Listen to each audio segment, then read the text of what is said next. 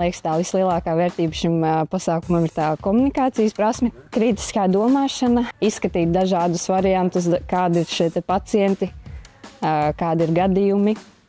Un arī kļūdīties, protams, pirms tu esi praksē, tas būtu daudz vērtīgāk nekā, kad tu jau nonāc pie īstajiem pacientiem. Mācīties kā fizioterapeits, manuprāt, tev visu laiku jāturpina uzzināt, kas jauns, kursi, pilnveidošanās. Katrs pacients praktiski mācās arī, jo tev nav bijis tāds pacients. Tas ir pilnībā jauns cits cilvēks.